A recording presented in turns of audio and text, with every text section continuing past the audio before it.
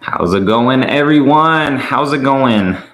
Let me know if y'all can hear me. I have a new mic set up, so hopefully it sounds better, and hopefully you guys can hear me. David Espinoza, what's up, man? Welcome in. Try to move all this stuff, make it look good. Got crap all over the place. All right, so David, starting off with some questions, says, what type of heritage grill do you have and how do you like it so far? So for the Tacoma, I have a, it's not by Taco Vinyl, Yodaverse one. And it's been pretty good so far. The only thing that I had to do was relocate the camera for that one. And that was just super easy. That was for the Tacoma. Haven't done one yet for the Tundra. And 4Runner, obviously, just it came with the heritage style grill since it's a TRD Pro. Wait for some more people to come on here. Bring up the computer so I can see you guys. Definitely want to be doing some more live streams and stuff. So trying to set up this situation to better provide for you guys. So you guys hear me okay? Ashwin's on here. What's up, man? The newest member to the TRDJON squad, family, whatever it's going to be. We'll figure it out. Trying to get more and more members going, which will be cool. Memberships are super cheap. I have it pinned up above. I don't expect you guys to become members. Not at all. Don't expect you guys to become members at all. But I have 3 simple, very small tiers: SR5, TRD Off-Road, TRD Pro tiers. And the more and more people we get, the more and more giveaways and good things that I can have to bring to you guys. So Ashwin is the newest one of that squad. So I appreciate you guys. I'm trying to use my remote or my computer remote, and I'm on my laptop with you guys. Sweet. So everything sounds good, I suppose. All right. Sounds good. So, hey guys, it's been a while since we did the last live stream. I think the last live stream was in June. So I want to get back to doing these either weekly, bi-weekly, at least more. I think live streams are a lot of fun. Gives me ideas for video content for you guys with some of the questions that you guys give, even though we have a ton of part installs to do this week and the rain just keeps coming. I was super stoked that the rain passed us and now it's here again. Gotta love the Sunshine State. Gotta love the Sunshine State. Solid Wolf with a question says, second question of the day. How are you, John? How's life and everything going? It's all going good. Like I was saying, tons of rain. I just got off of a fitness mental challenge kind of a thing. It was 30 days long. So that took up a decent bit of time, but rejuvenated and ready to go. Thank you for asking. Optimum, what's up? Says, do you have tint on the 4Runner? If so, what percent? I do, and I did pretty dark. So it is one of the first few videos, if you guys want to go back on my channel. A little bit cringy, just because I've evolved a little bit since that first video. But I did 5% all the way around, except for the front windshield. If I had to do it all over again, I would probably do 25 to 30% in the back, and then maybe 25% in the front. I really like what I did with the 3rd Gen Tundra, but I wish I did just a tiny bit darker in the front of the Tundra. But the 4Runner, I can't see crap at night. It was cool when it was only like 4 years ago, really, but my eyesight has just gone bad at night in just these last 4 years. I refuse to wear sun or glasses. But yeah, it is hard. Mauricio, what's up, man? Brandon, what is up? Says, John, what do you do for a day job, if anything? Can hear you well. Perfect. Thank you for verifying. This is my day job now, guys. YouTube, talking with companies, doing stuff on Instagram, getting parts installed for you guys, constantly trying to push videos and content onto YouTube for you guys. It is my somewhat day job. It's what I focus a lot of stuff onto. My wife and I do have real estate stuff too. She floats some of the income as well because she's a real estate agent. And then we also have an Airbnb and a couple of short-term rentals. So sorry, I need water already. So those are pretty much our jobs. But yeah, it's gonna YouTube, I see itself being a very main focus, and Instagram as well, and doing branded content with other companies, part install, stuff like that. Only water tonight, guys. Only water tonight. Ashman says, I have more updates on the Tundra that's stuck at the dealer for repair. Dang it, man. And I think I put 2 and 2 together because you are also on Instagram with me. You have the 1794 one that's coming in, right? Do let us know in the comment section. So if that is the same one, Ashman's, his Tundra came in and was hit with a rear axle recall, one of those ones that my truck just had a recall on, and apparently his was already out of scope from the plant, which is a blessing and a curse. It sucks because his truck is waiting there, but at the same time, it would have sucked even more if he drove off the lot and bad stuff happened. So I'm pretty sure I put 2 and 2 together, and I was also talking to you on Instagram. We love the live streams. Perfect, perfect, perfect, perfect. I need to get a better camera because I just use my laptop right now. I try to use my main computer, but that doesn't work, and it's at an awkward angle. But I want to start putting, you guys can kind of see a Toyota shelf that I've done. So each one of those little cards is whenever I go to Toyota events, they give us little like welcome cards. I'm sure some content creators just read them and throw them away. That's fine. I doubt that Toyota intends for people to keep them. But everything that I've gotten from events will start to line up here, and hopefully I'll make a good backdrop and maybe get the patches and stuff that I have out in the garage, set them down here. But I also like having them in the videos in the background too. So we will see. Solid Wolf with another question says, do you think TRD Pro colors from 2015 will repeat on the next gen? I hope so.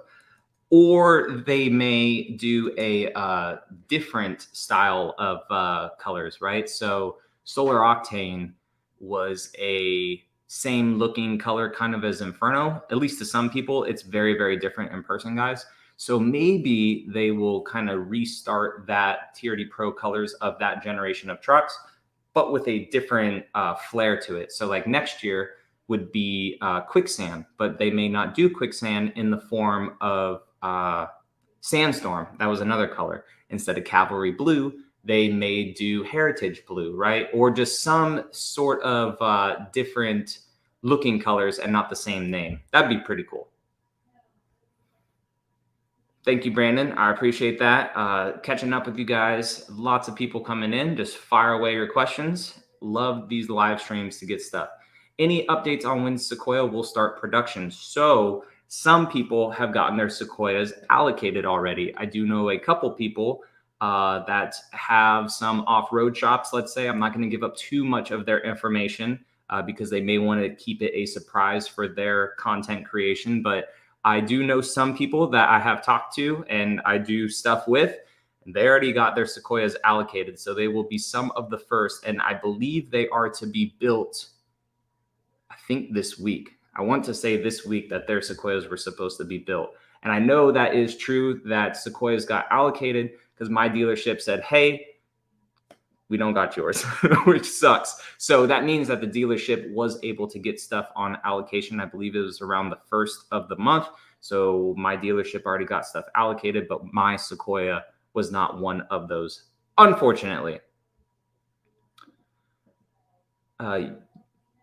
It just says YouTube user. That's weird. Any issues with the wind diverter on your panoramic moonroof on the Tundra? Don't have that on mine, unfortunately. So mine is an SR5. I don't even have a normal moonroof. I think I want to say I've seen this though in the Facebook page. I'm not sure if you're part of the 2022 Tundra owners Facebook page, but I want to say I've seen this issue in there, but I don't have one, unfortunately, on my truck. Is there a rear AC seat button on the TRD Pros? I assume this is for the Tundra. No, there's not. So the Tundra is based off, or the Tundra TRD Pro is based off the limited platform for that 3rd generation. And I thought it only had heated seats in the back, but I guess it doesn't have anything. I think you get AC seats and heated seats on the Platinum, 1794, and Capstone, if I remember correctly. Ashwin updating us on his new Tundra that is stuck at the dealership with the recall says, yeah, apparently the hybrid Tundras have a larger rear axle than normal Tundras. This is true. I think it's true. I think I remember seeing the frame, and the rear differential ratios is the same, but I think the pumpkin in the back is a little bit different or bigger for the hybrids. The part number is the same, but for the hybrid Tundras, the rear axle diameter is big. Okay, I guess I should have finished reading the question, but yep. And then which they have the source straight from the San Antonio plant. Yep. Oh, I guess I should have just read all your stuff, Ashwin. Yep. So the rear diff carrier assembly is just indefinite ETA. Dang, man, that sucks. That sucks because the truck is just waiting there. Brandon says, does the world have a final verdict on towing with a 3rd gen versus 2nd gen iForce Max turbos versus that good old 5.7 liter V8? Mostly opinions, it seems, out there right now, but not much as facts. So I'm not sure if TFL yet, because I know they do a lot of towing videos, but I'm not sure if they have done this yet, comparing the old to the new. But I know tons and tons of people that have finally towed with the iForce Max that were diehard 5.7 liter lovers, right? The new truck is definitely something special, especially the hybrid with the 10-speed transmission. It's just a very good package. I haven't towed with a 5.7 liter yet, but just everything about the new truck, and it's not because I have one.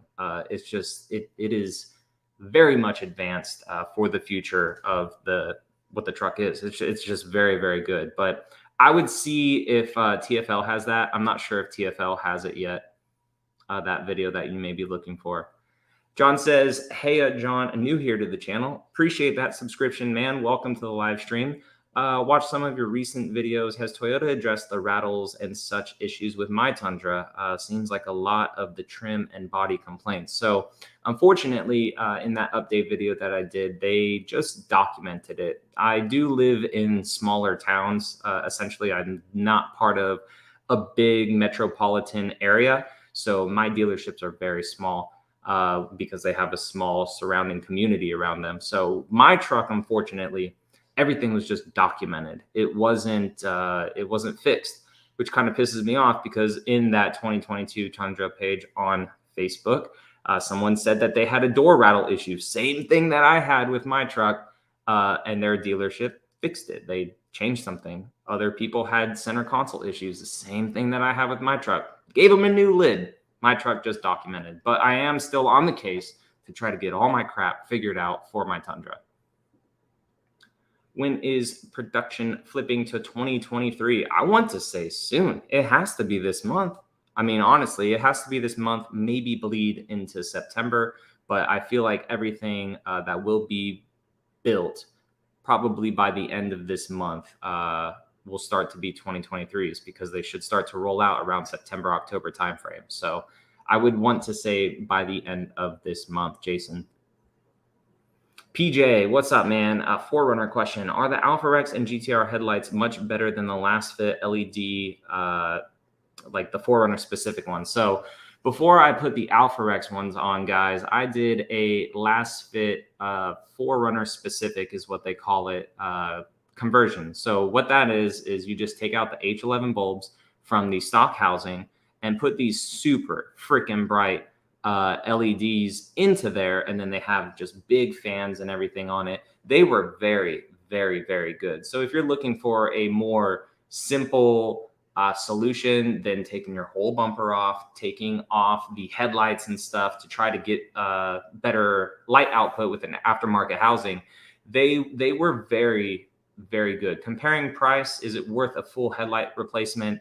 If you're solely looking at price and best bang for your buck, I would just stick with the last fit Forerunner specific ones. Honestly, that and a very good pair of, I want to say they're size 9005 or 9006. I have videos on LEDs for your brights too.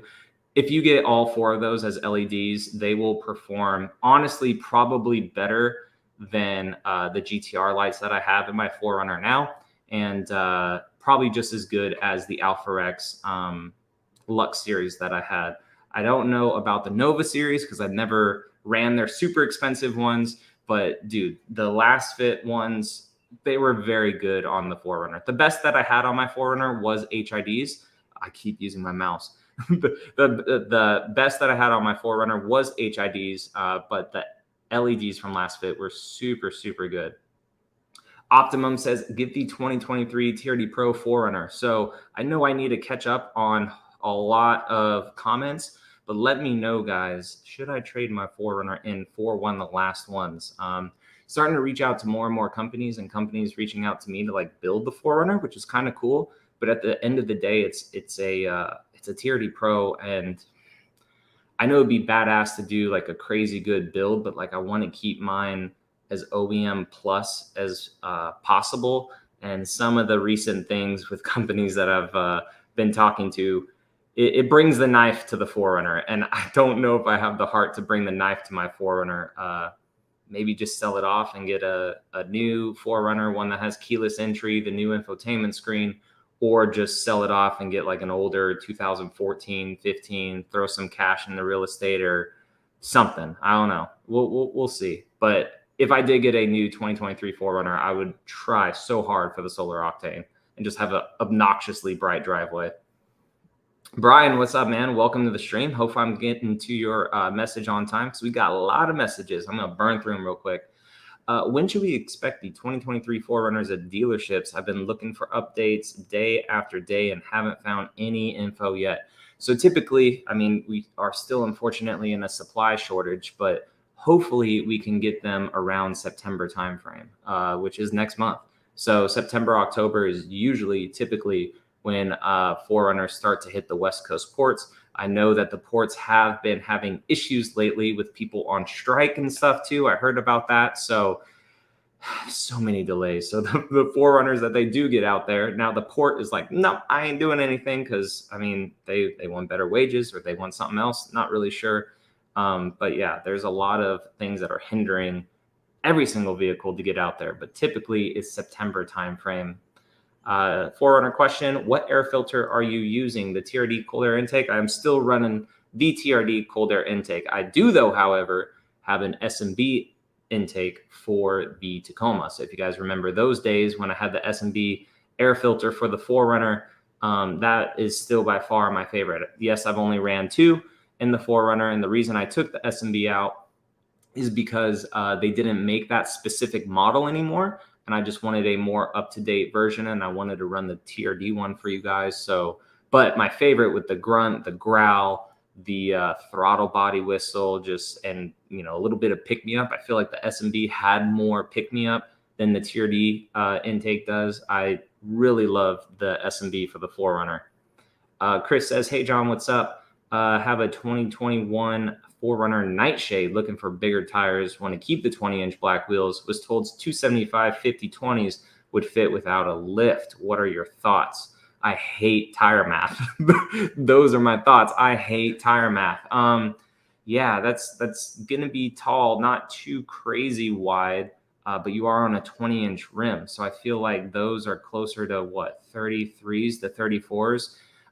Most tire configurators will have what that actually equates to width-wise and height-wise. If you're not going to lift it, though, that's hard. I don't want to tell you something and then it rub, right? That's the worst thing, is for me to tell you something and it rub. I would check the forums to see if there's limited 4Runner owners or the TRD Sport, since the TRD Sport is kind of like a limited too, and just see the biggest tires that they are running. PJ says, since you checked out the GR Corolla, do you have any insights and updates on it? Do you have any info or when it will be available? So this is exciting, guys, because you guys know that my channel is mostly body on frame, 4Runner, Tacoma, Tundra, right? Sequoia. It's all this body on frame stuff. But I got the invite to go to the GR event at the end of this month, early next month. So we'll have the GR Corolla, manual Supra, all basically the GR family stuff. I believe there will be an 86 out there too. And I will hopefully get information about that car for you guys with pricing, when it's supposed to come out, which I know they said like a ballpark of when that car was supposed to come out, but hopefully we get more information about it. I'll be able to give you guys my own driving impressions instead of being the passenger on a wet track. So it's going to be a very cool event. I am very much a rookie on manual transmissions. It's been a while. I've done dirt bikes and quads and stuff, but that's like, you know, you use your hand as a clutch and shift up and down. So same concept. I just need I need a crash course again on how to do a standard transmission, because it's been a long time. Seth Wild says, any idea of the Sequoia release for the TRD Pro will have a similar cadence to the TRD Pro Tundra a while after? No. So all of the Sequoias should be coming around the same time. So Seth, if you just joined us, the allocations for those first round of allocations went out about 15 days ago. People that I know that have shops, they are good at building things. I'm not going to spill who or what, just, you know, because it may be for their content purposes, but they have TRD Pros on order. They got confirmed that theirs were getting built, so they should also be within the first batch of vehicles, which is cool. It won't be delayed like the Tundra because the Sequoia has all the same engine. They're all the same trucks. Jason, what's up, man? There's a few Lime Rush 4Runners in my area. I like the color, but I'm worried about its resale because some people seem to hate them. Yeah, I could see that. Lime Rush is definitely a color that if you see it in person, you actually appreciate it. It does not do justice at all in cameras or photos, I should say. So it's a double-edged sword because there weren't that many Lime Rush, but at the same time, now Toyota's coming out with it again for the 2023 model year, which kind of stinks.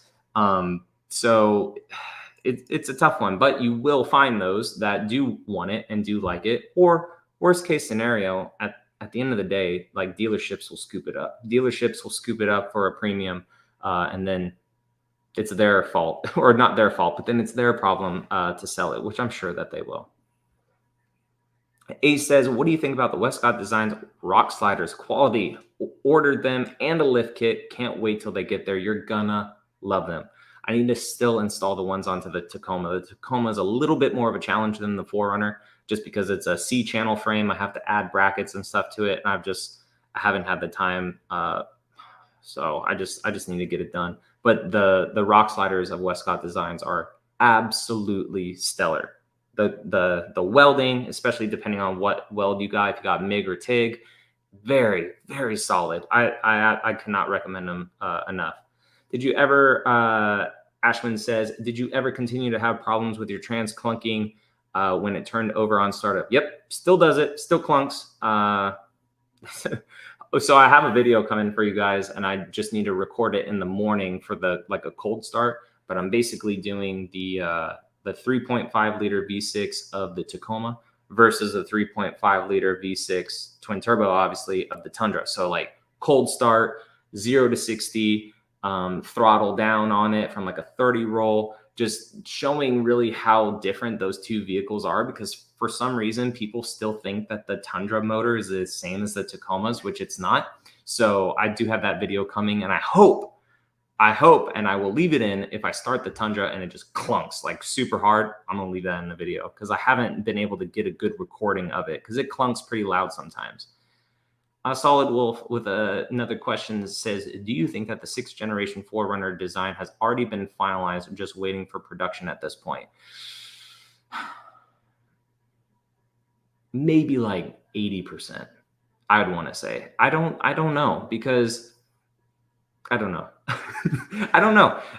Maybe like 80%. That'd be cool, because we've gotten no spy photos of it, no any inklings of like what it would even be. So if they do, I know they have like an idea of what it is. That'd be a very good question at a Toyota event. Like, how far along in the R&D process of when we're seeing spy photos of stuff, right? Like the Tacoma that's running around right now, that thing is like Frankenstein together from old Tacoma stuff, new Tundra stuff. Like, that's why it looks like crap. Like, that has no resemblance under it at all of what the 4th generation Tacoma is going to be, because it is literally a Frankenstein vehicle.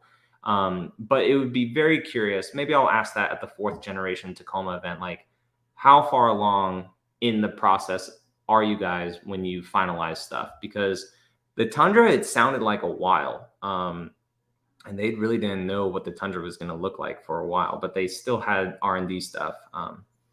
Lord says, has Toyota addressed these ridiculous markups? Nope. But you know has?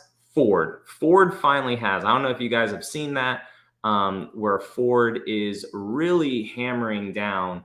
And basically, I think it was a Ford Lightning that was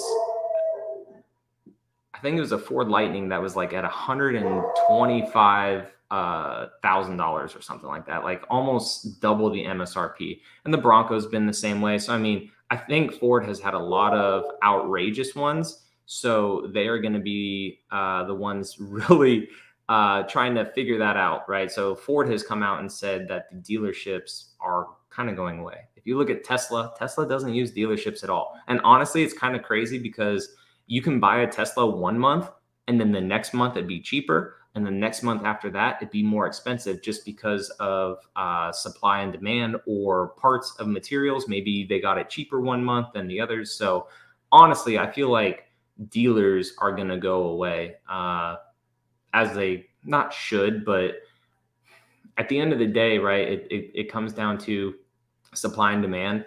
And I know a lot of people are boasting, right, 2-3 years ago, or at the start of COVID too, when dealers were having fire sales. You could get a Tundra, you could get a 4Runner, GMC. I almost bought a GMC AT4 Sierra before the 3rd generation Tundra was announced because GMC was doing $15,000 off MSRP, 84-month financing at 0%. People don't complain about that, right? But now at MSRP or 5,000 over, just because they don't have 100 trucks on the lot, they only got 4, 5, maybe.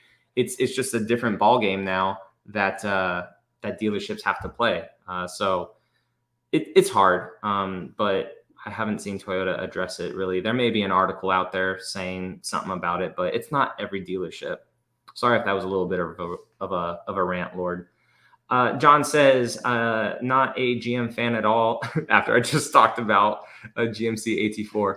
But I have to admit that the new Colorado and Canyons for 2023 model year looks darn impressive. May ding Toyota sells until the new one comes out. Yeah, and I think, too, that is why Toyota may be delaying this next generation of Tacoma, right? Because they were all posed to come, or they were all poised, is that the right thing to say? To come out around the same time. So a lot of people thought that the new Tacoma was going to be a 2023 model. We were seeing spy photos of it, all this stuff about it. And then now it's going to be a 2024.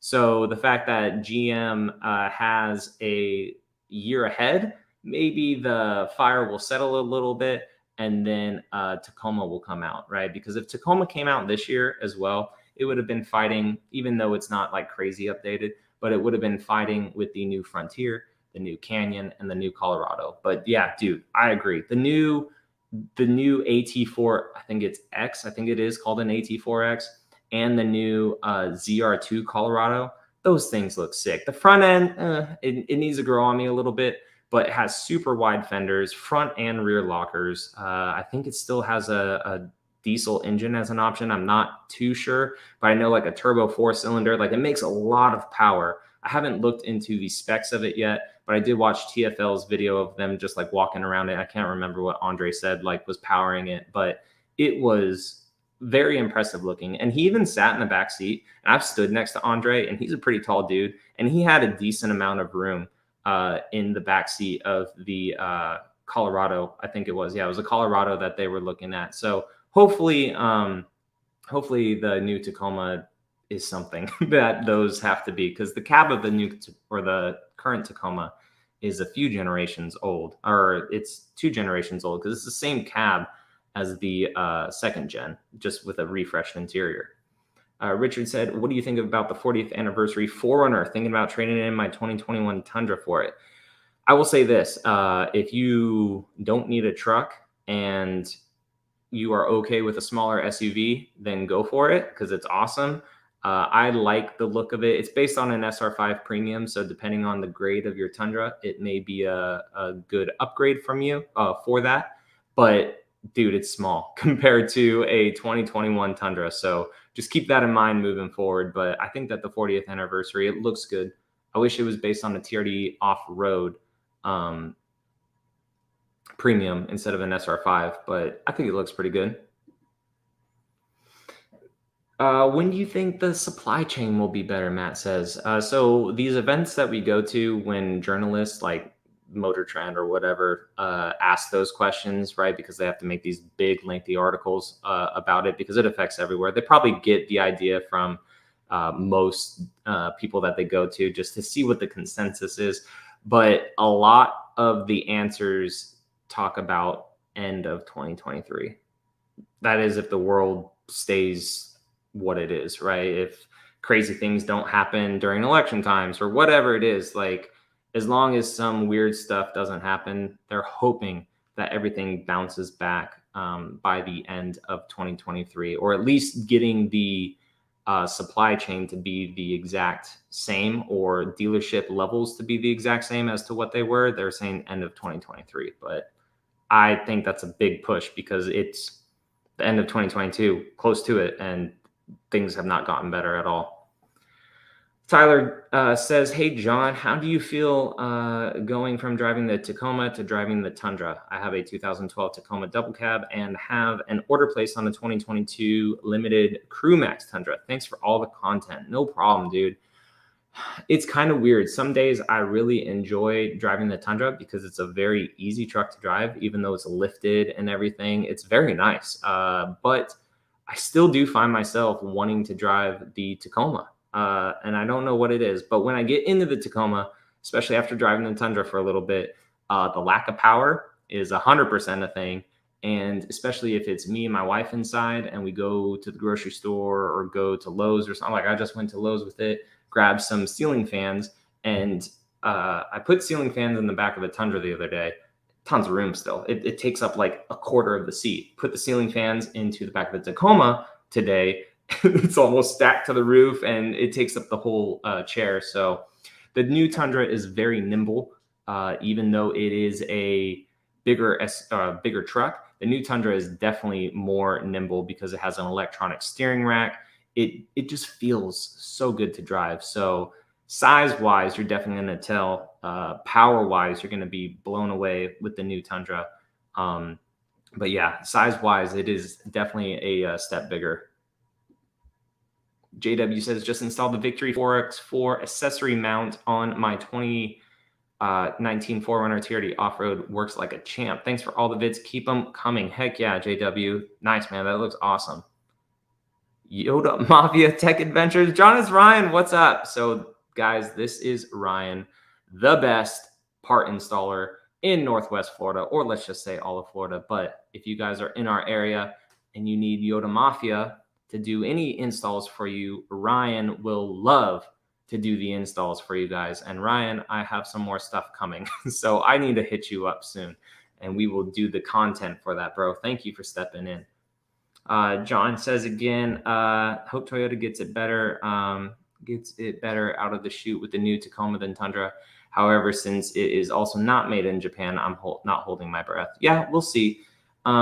Or hopefully too, they just kind of see all the issues that the Tundra had, and potentially Sequoia too, as to, hey, we need to buckle down a little bit on certain things. But it also depends too, because that one may still be made in Mexico versus here in America. So my Tacoma honestly is more solid than my Tundra. Even though it's made in Mexico, I feel like there's a lot less wind noise. All the door cards are a lot more solid on the Tacoma. It is a smaller truck and it doesn't have a lot of like movement to like move around.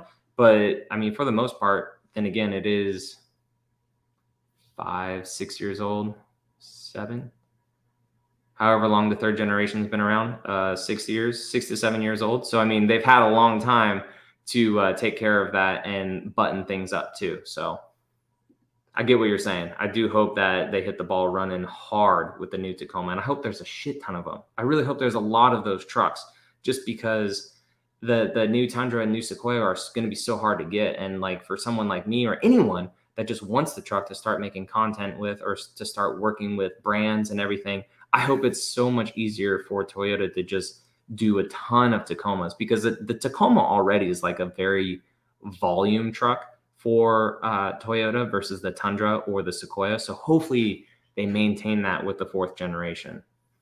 Jared says his Tundra hit the road 23 years ago this month. Holy smokes. 1st generation. How many miles are on it, Jared? Let me know and I will catch up to you down there in the comments. Andy says, any plans to get the new Sequoia? So I do have a video on this, Andy. Maybe you're new to the channel, but I want to say it's been a month ago or so, I officially put my deposit in a little bit late. I was kind of thinking that I was going to be able to get the Sequoia in certain ways, but I definitely couldn't. So hindsight's always 2020. I should have just put a deposit in a long time ago, but I didn't. So I officially put my deposit in through my dealership. I want to say about a month ago. They already got first allocations. I'm not on it. I'm 7th in line right now for a TRD Pro, but we will see what happens. Yeah, I saw that thing, dude. I wish I could show a picture real quick, but I'm trying to burn through comments. I think I posted it on my community tab. That thing's ridiculous. 6x6s, like the fact that there's still a thing for just obnoxiousness is absolutely hilarious. But it looks cool. Random question. How's the weather in Florida during September? Thanks for the super informative videos. Tons of rain. Tons of rain. Lots of rain. I'm in the northwest Florida area up in the Panhandle, so usually around 85 to 90 degrees, but like almost every day it rains, so lots of humidity. Jeff says, any idea why the cement color had such a short run? So the cement color was just a TRD Pro color for 2017, at least for the 4Runner. It stayed around on the Tacoma and Tundra for a little bit, and then it went away. It did come back for the 4Runner for the trail, but I think it's super rare. And honestly, no offense, like to cement, Jesus, no offense to cement lovers, but I think when Lunar Rock came around, and I like Lunar Rock better than cement. So I think Toyota just decided to keep Lunar Rock over cement. But yeah, it's a very rare color if you're able to find a 4Runner with it. I don't know how to pronounce your name. I apologize, but you are very disappointed with your 2022 Tundra Limited. Would it be a bad idea to trade it for a 21 TRD Pro, or should I get an F-150? I mean, it's going to be a huge step back in technology if you go to a 2021 Tundra TRD Pro, but at the same time, you're not going to lose a lot of value or get an F-150. But I would look at F-150 forums and stuff too, just to see some of the issues that those trucks have. Not every single truck is perfect. Maybe go to F-150 or go to the Tundra TRD Pro, something that won't lose value, probably the Tundra, and maybe 2-3 years down the line, come back to a newer truck after they worked out a bunch of stuff. That would probably be my route that I would go. I experienced a clunk on cold starts too. My truck is in the shop right now getting wheels, tires, and the Westcott lift. It's going to look sick, Bobby. That's awesome. What wheels did you go with? Let us know. Outdoor ADV says, I have seen some of the new 2022 Tundras in your area in the Midwest selling for low 50s now. One being 49K. That's crazy. I don't think it's a bad sign. I think it's a good sign because things are starting to come back down. I do know that a lot of 2-wheel drives, maybe those trucks are potentially 2-wheel drive. But being in the Midwest, they shouldn't be. They should be 4-wheel drives. But I have seen a lot selling at MSRP. I think it's because a lot of us have gotten used to just obnoxious prices. Those are what the truck should be. The truck should be anywhere from the mid-40s to mid-50s, and with higher trims being in the 60s. So it's a good sign for you if you want one, right? I'm not going to be upset. It does suck when it comes for resale for mine that now the value is slowly creeping down. But hey, that's what cars are supposed to do at the end of the day. Why are you disappointed? Oh, I think this is to Alexian, I think. Do you think the 6th generation 4Runner will be at the Tahara plant or Mexico? I really want to say the Tahara plant. A lot of evidence is pointing that it will still be there, but nothing official yet. Ashwin says, do you think that Toyota will add a trail edition to each of the body-on-frame vehicles down the line? I don't think so. Well, I mean, they already had the trail edition. I think as things go on with the Tacoma and with the 4Runner, down the line that they'll add those trims again, and it won't be anything crazy, but the TRD Pro is the top of the line, at least right now, for Toyota. They did trademark that term, I want to say a year ago now, 2 years ago now, the not Trail Boss, Trail Hunter. We don't know what that is yet, so maybe that'll be something crazy in the future from Toyota, but we will have to see.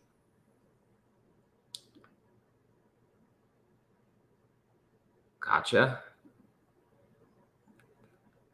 So if any of you guys are new hopping on right now, I did a pinned comment. And again, I don't expect you guys to become members. If you guys want to, you can. I know times are hard for certain people right now. So I don't expect people to, become members of the channel. But if you guys want to, there's the pinned comment up at the top. I got 3 tiers: SR5, TRD Off-Road, TRD Pro tiers. And the more and more members we get, the bigger giveaways and stuff will be, the more interaction that I'll be able to do. I got 4 awesome members right now, right? That's pretty cool that 4 people care enough about the YouTube like I do to want to support me more, which is awesome. Again, I don't expect it at all, guys. I don't even talk about it really ever that often. It's just always just there in videos, and if people want to do it. But I figured since you guys are making the time on your live stream to come out, watch the stuff, then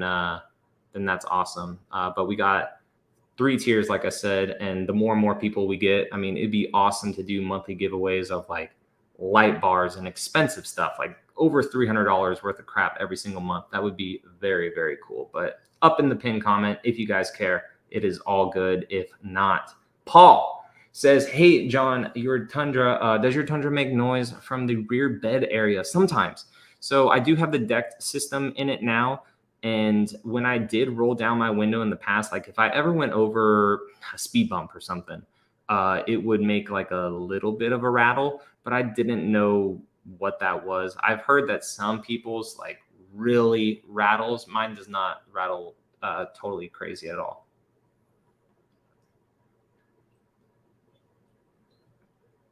Water is good. Oh, Ryan just became a member. You're the best. That is more beer for you, sir. Keith Holman says Toyota sales are actually down 42% due to a chip shortage, which is driving fewer vehicles being manufactured.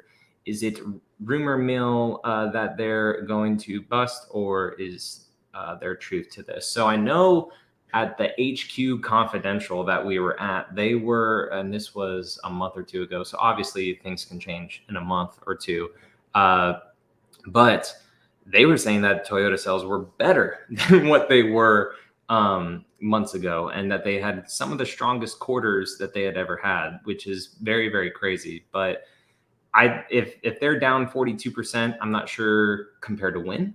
I know they're probably down a lot from the start of this, right, when you have thousands and thousands of cars to sell. But I'm not sure of the validity on that. Paul says, I still haven't installed my wheels yet.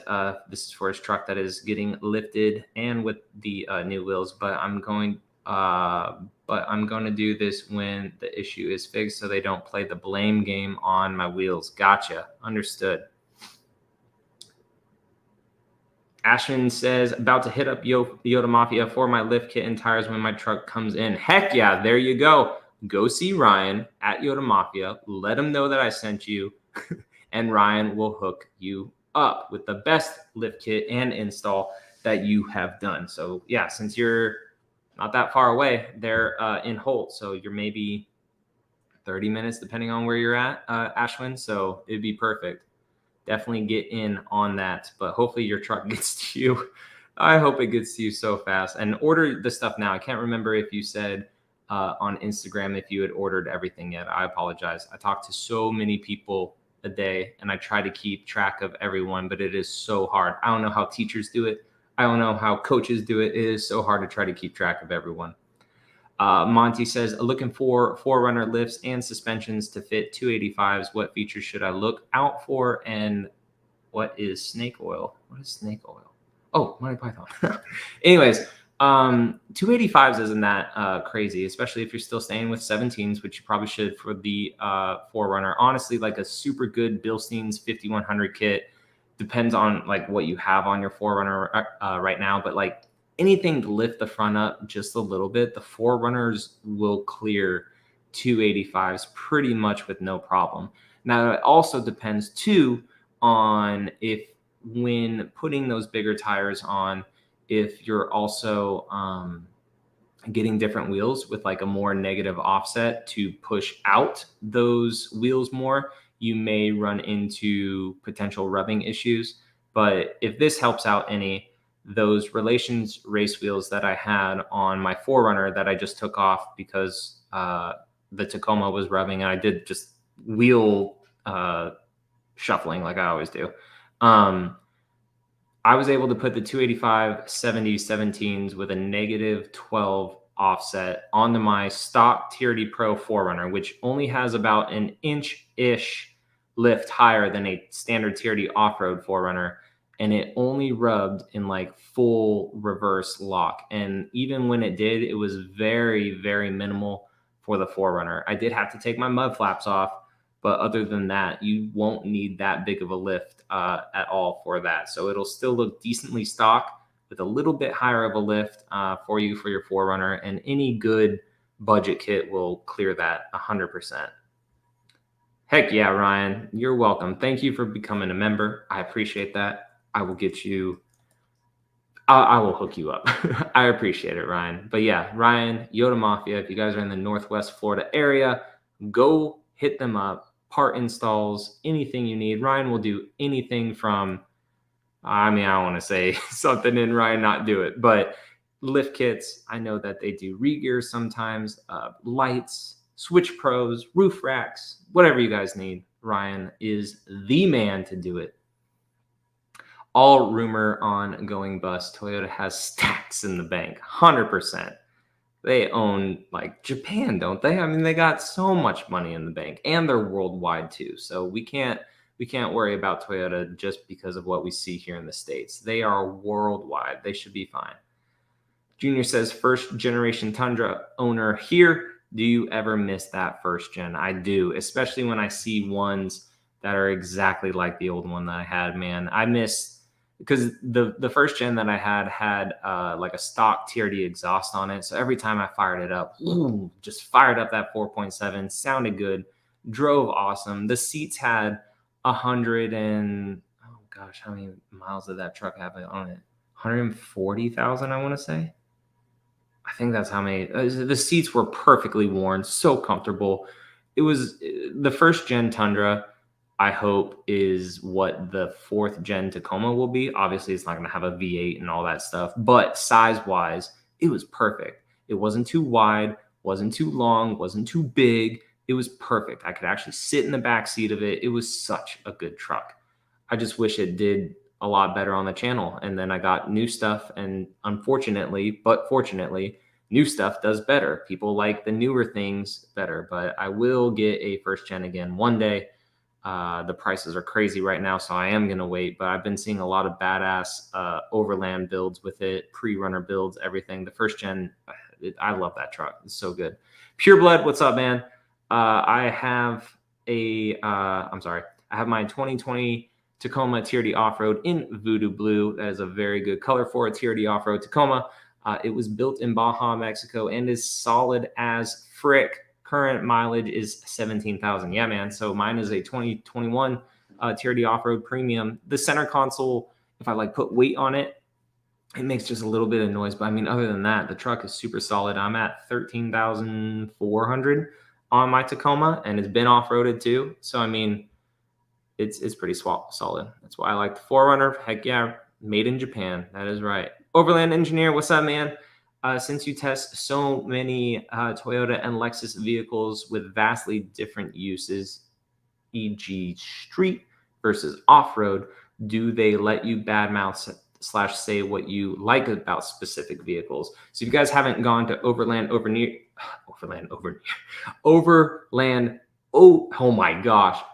Engineer's channel, go ahead and go to his channel right now, guys. tons of good in-depth videos. Like he needs more subscribers because his stuff is so good. Go on over there to his channel. But yeah, Toyota, to answer your question, man, Toyota is, they don't care. Like they say, hey, I mean, obviously if it's a complete piece of crap, like don't bash it. Say, hey, this car had this issue or something like that, or I think this should be this way. But they're super open to everything. So I mean, when I drove the Camry, right after I had a Lexus IS 350F, I was like, this 4-cylinder is way less to be desired. So what you need to do with a Camry is buy the V6 if you want, or the hybrid, because the naturally aspirated 4-cylinder engine of that Camry, it is not the best. And that one was all-wheel drive, so it was a lot of fun. But they do allow me to say that stuff. They're very cool about it. They want us to be enthusiastic, right? Or they also want us to be real with everyone too, which I try to do a blend of that. Sometimes I can be called a Toyota fanboy in the comments. Well, whatever. I like Toyota, sorry. But at the same time too, I try not to be too much of a fanboy to the point where when I'm talking about a Lexus IS 350, and apparently that's a super old car. I didn't know that. It's one of the nicest cars I've ever been in, just because I haven't been in other vehicles. So I try to make that apparent as well, knowing what the cars are, how they're dated and stuff too, to try to give people the best review. But also I know that a lot of my audience too is very Toyota and Lexus focused. So if they see a person that's enthusiastic about it, but does know some of the shortcomings and let people know about that, I feel like that's more of a better representation than just, I don't know, someone else that reviews 1,000 cars a month, it seems like. So I hope that answered your question. Guys, go subscribe to his channel. John Ratcliffe with another question says, and at their most revered plant that does the LX and other Lexus Tahara plants builds the 4Runner, their best craftsman. Yeah. So this goes back to basically what we were talking about on craftsmanship, the lazy American, right? Or things being built in Mexico that aren't up to par with those quality standards. So hopefully, you know, once we get more people working again, once they're able to have more overhead or more oversight, I should say, not overhead, hopefully quality will bounce back, because I know with this new Tundra that Toyota is probably kicking themselves that, holy crap, this thing is not the best. Like, people love it, but at the same time, this is not the quality and everything that we had hoped. I know that they knew that that truck was going to have issues. It's a brand new truck. It's going to have issues, guys. They can only test so much before getting it into the masses. Remember iPhone, when the freaking phone like bent in half? They had years to like R&D that phone. And then the moment it went out into the public, people sat on it the wrong way and it freaking bent. So, I mean, you can only do so much, and it's not me defending them at all. You can only do so much when your truck is completely wrapped, it's completely botched, and not like fully assembled together. And you're going to find out all these things, unfortunately, when it's in the masses' hands. Caesar Hope says, I'm thinking about getting a 2023 4Runner. Should I put a deposit or wait till it hits the dealership? To be honest, bro, probably put a deposit down. Make sure it's a refundable. Should be, just because I don't want you to not get it. And just because you're waiting for one to come along, depending on what model and type you're looking for, it may not come across, or it may come across and it's already sold. 64 viewers and only 1 like. Come on, guys. Solid Wolf, I appreciate that. If you guys could leave a thumbs up if you've enjoyed any of this content so far, or if you haven't, give me a thumbs down. Let me know why in the comment section, and I could do better next time for you guys. Let me know. Paul says, but other than that, love my 2022 TRD Pro, especially the red interior is fire. Dude, so sick. Lunar Rock with the red interior. And guys, the cockpit red interior looks so good in person. So freaking good in person. Does not look good in photos because it comes across as super red, but in person, absolutely awesome.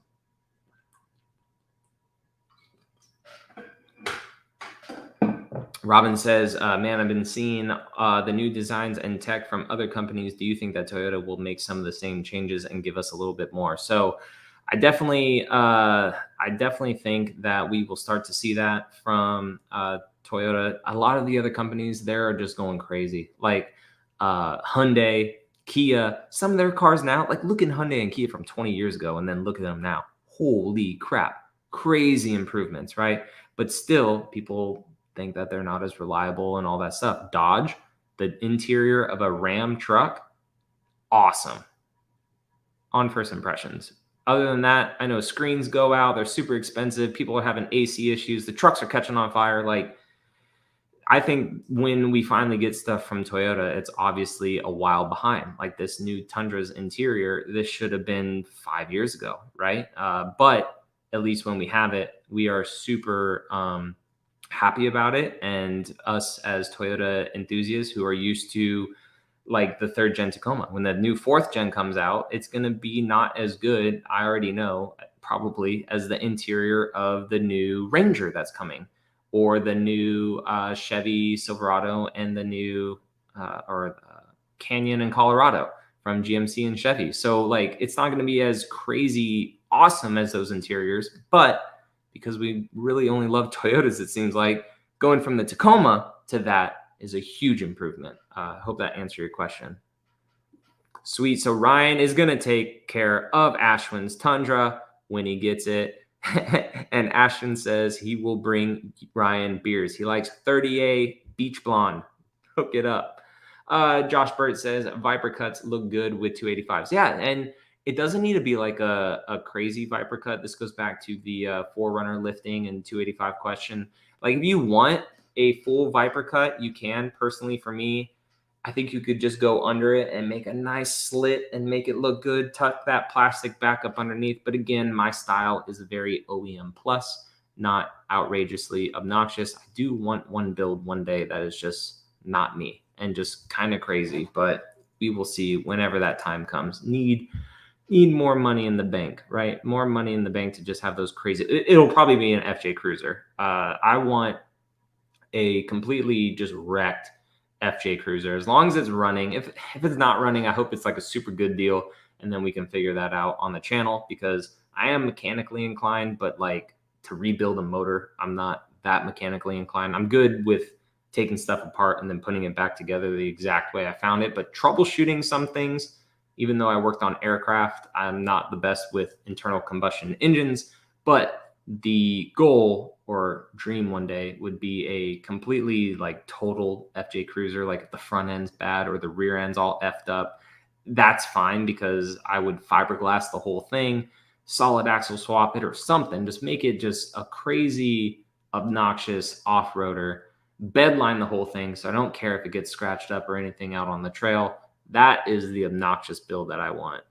Reg says, John, are you planning on taking the 4Runner 4-wheel driving? Kind of debating which trim is good for daily use and road trips. To be honest, an SR5 4-wheel drive is perfectly fine, depending on what type of like off-roading you're doing. But if it's mainly your daily, I would just get an SR5. You can't go wrong with TRD off-road if it's around the same price, because then when you do go off-roading, you have all those crawl control features, rear locker, all that cool stuff. So, and they're a little bit more desirable on the resale end than a SR5 4-wheel drive. So you can definitely go that route, but you can't go wrong with any 4Runner as a daily, except for gas. But 4Runners are great daily, honestly. Mr. Streetballer says, hey, John, when you going to install the TRD door stabilizers? What? Door stabilizers? What the heck is that? TRD door stabilizers.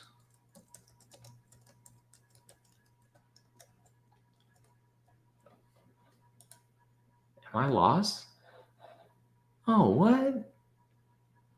I didn't even know those existed. What do they do?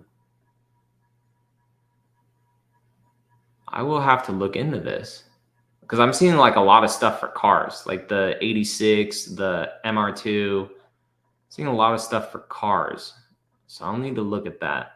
Bought a set for my 4Runner, but haven't gotten around to installing them. Yeah, I'm curious, because it just looks like latches of some sort, but they have some for an FJ Cruiser, which makes sense because that door of the FJ Cruiser, I will need to look at this more because they're like $180. I'm not sure exactly what they would do because the 4Runner is super solid in the first place, but I'm curious. Let me know.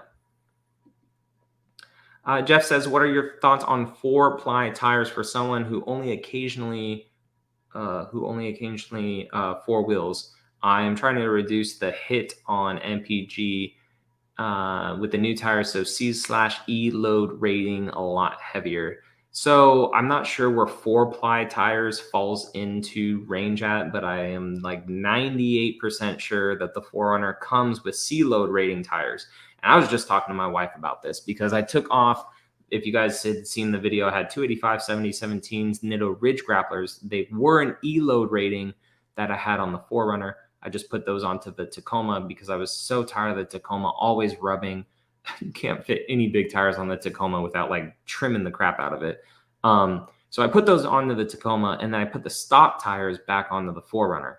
Not only is MPG better now that I don't have an E-load rating, but also because the sidewall of an E-load is a lot thicker, like a lot thicker of a ply. Again, I'm not a tire expert. I don't remember how many ply that an E-load rating is, but all the little bumps on the road, I don't feel anymore. So you're also getting a better daily driver with that ply of tires. So definitely look when you're looking at the tires to make sure that your 4Runner itself is not going to be over the load rating for the tires. Like with all 4 of the tires combined, make sure that your 4Runner is not heavier than what the tires can support, if that makes sense. But honestly, when I put bigger tires on my 4Runner, I'm going to go with a C load rating tire. I'm not towing anything crazy with it. Yeah, it's nice sometimes to have a thicker sidewall when you air down, but I have yet to honestly really air down my 4Runner past 15 PSI here in Florida. So for me, it's not important. I would rather have better daily comfort with the 4Runner, better miles per gallon, better than what it can get. And also not have like such a harsh ride and not put a ton of wear and tear on the hubs too, with it being a heavier tire. So I hope that answered your question, Jeff. And I keep using my mouse and I'm on my laptop. Tesla would go bust before Toyota. You never know. With all the government stuff that they're giving tons of electric cars, you never know. But I don't think so. All car brands are unfortunately going crazy electrification. Yeah, Toyota has its own bank. That is true. Toyota does have their own bank. Yeah, because if you guys ever finance through Toyota Financial, you guys know Toyota literally has their own bank. Russell, what is up, man? How's it going? Overland engineer, no problem. Catching up on all you guys now. Burning through some. Daniel says, what radio are you currently using in your 4Runner right now? So I still have the, oh my gosh, Trail Grid Sony 8100 plug and play unit. I'm pretty sure it's the 8100 series. The Sony 8100 series plug and play for my 4Runner. I did see, and I told myself I probably wouldn't go back to this, but I did see the new T10 version 3, I think it is. It's a 12-inch, literally it's just a screen. It's just a screen. So it's a 12-inch screen now that Car Trim Home has for the 4Runner. Doesn't have any of the buttons because some of the buttons were some of my issues on the T9. I never had the T10.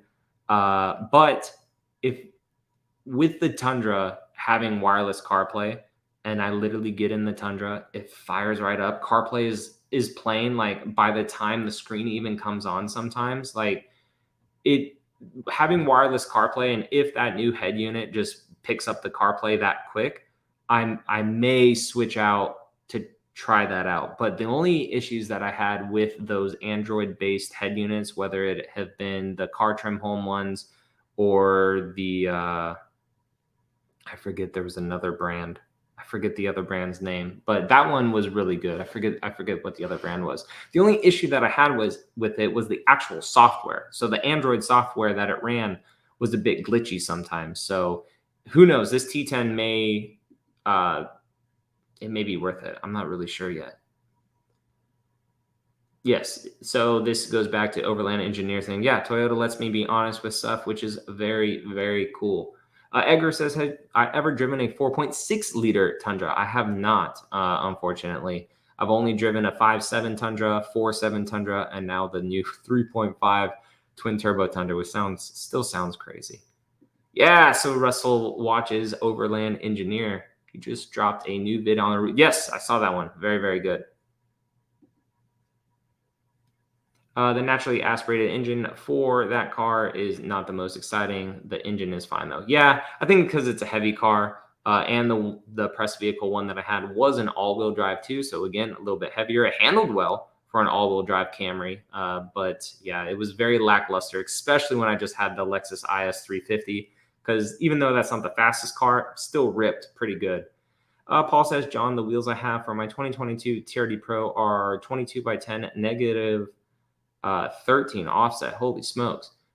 Fuel Rebel matte black tires, Nitto Recon grapplers. Man, I want to try those with the Westcott design full front lift and rear. I won't rub, will I? Negative 13 offset is pretty aggressive. For that, I want to say no, but you may have to do some. So the cool thing with the new Tundra is that it has a felt liner in the front wheel liner. So you can make stuff work a lot without really trimming. If you do rub, it's going to be at reverse. But 285s, those equate to with a 22-inch wheel at what, like 34? You should just be around 35, I think. Again, I'm not the best at wheel math, so the only kicker is the negative 13 offset. My Tundra, I have 0 offset at 35-inch tires with the Westcott Designs kit, and I barely, I can barely hear it on the passenger side because I haven't put back that felt liner yet. I did it on the driver's side, but I have it on the passenger side just to see how the two sides wear over time. And I barely hear it full lock, full reverse, just some from the tires. So you may, just because you're negative 13 offset, because that for the new Tundras really pushes it out a little bit. Should I wait for the newer Tacoma TRD Pro? Depends on your life, right? USMC later. So, I mean, it really depends. Like if you're totally cool with the vehicles that you have right now, then yeah, totally wait for something new. But at the same time, if you can snag a current TRD Pro, roll it into the new TRD Pro. It's all about finding vehicles right now in this market that aren't gonna crazy depreciate, or it sounds crazy, but crazy appreciate too. So yeah, it just depends. I would wait. Like if I didn't have this YouTube channel and stuff, I would probably wait for it. But I've also talked to my wife too about the current Tacoma we have. If I should sell that, I'm like turning into Untamed Motors, I feel.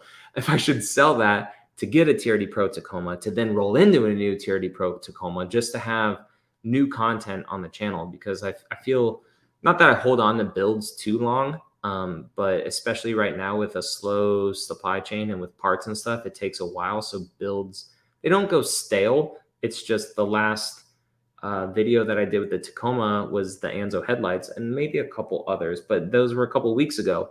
And now I finally got an intake for the Tacoma, finally got exhaust for the Tacoma, more headlights or fog lights for it. And like stuff is coming in, but it's not like all the time. If I got a new truck, or if I had a truck like a couple months out, I knew one was coming in, I could reach out to companies, I could buy parts, I could do all this stuff. And in hindsight, have all the crap at the house. So it's boom, boom, boom, videos and stuff like that, and build it up pretty quick. But I also do like the long game. It lets me enjoy certain parts too that I install onto the truck, get frustrated with certain parts too, to know what works and what doesn't for you guys to, share with the channel.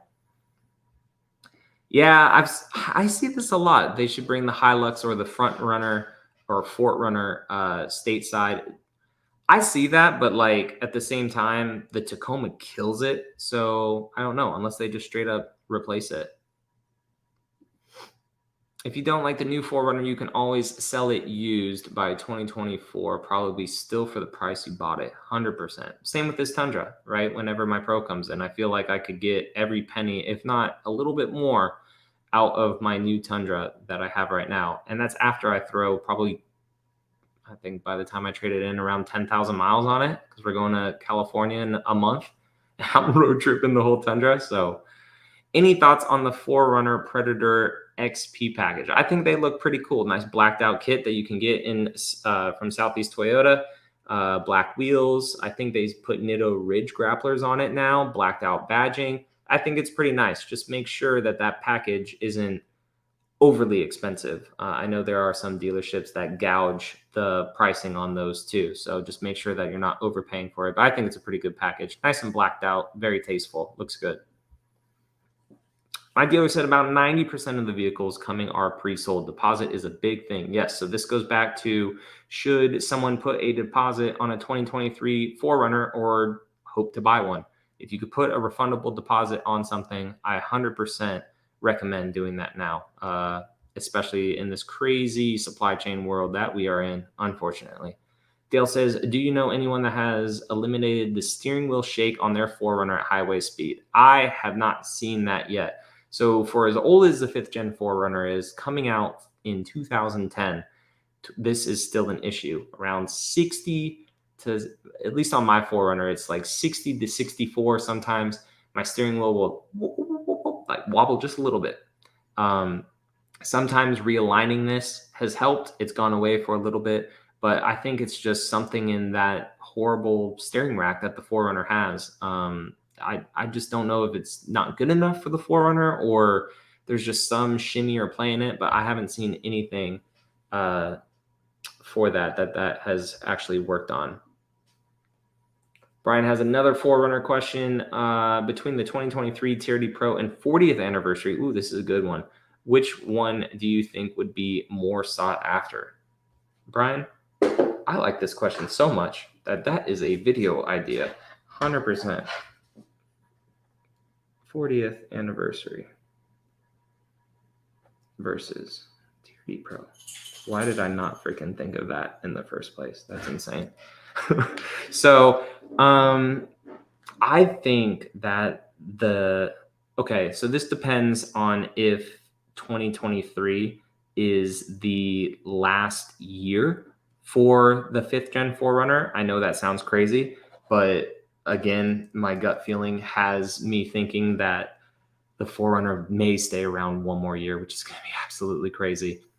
But if the 2024 4Runner is a 6th generation, in my opinion, a 2023 solar octane TRD Pro in the long run may be worth more, or at least more desirable than a 40th anniversary, because it depends on who the buyer is. Like if someone's a collector, then the 40th anniversary edition may be better. But if it's to an off-road person or someone who wants to build it or someone that wants a good off-roader, then it may be the TRD Pro because it has all the gizmos and gadgets. It was the best of the best, the dual climate control, the sunroof, the JBL sound system. Like it has a lot more features in it than the 40th anniversary does. I will think about that more, like more pros and cons, but at least right now that's what I got. And I'm definitely going to make a video on that. That's a very good topic. I don't know why I didn't think of that earlier. Thanks, dude. Seth Wild says, I turned my stock 2000 Tundra into an overland rig. Such an awesome truck. My channel has the build out vids and camp vids. The best part, just hit 88,000 miles. Holy crap, dude, that's so low. That's awesome. I'll have to check that out, Seth. Dang, that's cool. Yeah, I've seen a lot of the first gen Tundras too. Some people putting like GFC campers on them or just taking the whole bed off and doing a flatbed overland setup. Very cool. Terminal says, I need Toyota to make an actual 1-ton truck by 20. It's not going to happen, unfortunately. By 2030, there's going to be a lot more electricity in cars, unfortunately. First choice is great. Y'all are talking about stuff. 100% would build an FJ with your goals. Let's go. I know, Ryan. That'd be really cool. Man, I am a bit behind. 15 minutes behind on comments. All right, let me bust through these real quick. Ryan's bias on FJs. Alien Green, actually. All right. Hey, John, what do you think about, think I got an 18 4Runner. Should I get rid of it now or wait for a 2023? I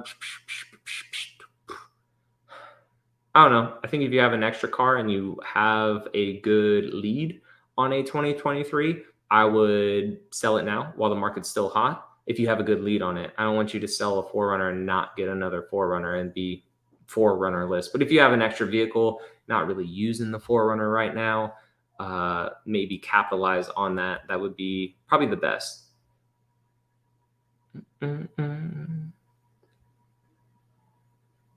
I know, veteran plates. So Florida has plates that they're trying to get to. We have a bunch of veterans plates in Florida trying to get one. And then also they have like a don't tread on me one too that they're trying to pass. They have a lot of Florida. I mean, I don't know how other states are, but Florida has a ton of plates. Yeah, I agree. The 4Runner has been calling my name, but I would have to get rid of my XJ dilemma. Yeah. But if your heart's set on a Toyota, get rid of that Jeep. I don't know. Jeeps are cool. I really want a Bronco, though. I think the Broncos. I wouldn't sell anything, but I would probably get a Bronco. 4Runner, including my Pro, actually comes with P-rated 4-ply. Oh, did not know that. Thank you, Jeff. That goes back to the question, should you get E-load, C-load, P-load for 4-ply? Definitely the lowest you can get, in my opinion, because I don't tow with my 4Runner. I don't do anything like that. So I appreciate you guys coming out. Been on for an hour and 15 minutes, which doesn't feel like that long. And I can see that a lot of you guys have just been having conversations with each other while I was delaying. We are getting caught up, only 12 minutes behind now. Should people waiting for the 2022 just wait for a newer gen? So if people are waiting on a 2022, it's going to get pushed to a 2023, which means a whole nother year. Obviously, we don't really know anything about the 4th gen Tacoma yet, except for the fact that it is going to be a 4-cylinder, but we don't know that officially, right? Heavy rumor by a lot of people are saying that it's going to be a 4-cylinder or also a hybrid output motor. That's really the only thing we know about it. So I think if you want to go with the guaranteed right now, get a 2022, 2023, TRD Pro is going to hold its value. I mean, what's the most you're going to lose on a TRD Pro? $3,000, $4,000, which is still a lot of money, but you effectively depreciated a car by $3,000-4,000 in 2 years whenever you can get your hands on a 2024. I'd pull the trigger now. Enjoy this previous gen, see what the taco life's all about, and then roll it into a new one if the new one is going to be good, which I really, really hope it's going to be good. But then, yeah, Pureblood says, personally wouldn't wait for a first year new gen. Yeah, and I typically wouldn't either. I had a Silverado 2014, which was the first gen of that new truck. I didn't have any issues, but I know a lot of people had lifter issues. The active fuel management sucked. So, I mean, for me, for my channel, I have to do this to stay up to date with the newest Toyota content, to show you guys, hey, my truck just had freaking 7 recalls at one time, right? To show you guys the good and the bad, part development with companies and stuff. But like, the average person doesn't need the newest like right away, and even I don't need it, right? It's nice if it happens for relevancy on YouTube to show you guys the newest of new from Toyota. But yeah, if you could stay away from that, unless you absolutely need a truck or you need a new 4Runner or whenever the new stuff comes out, because they will have bugs, obviously, as we've seen with the new Tundra.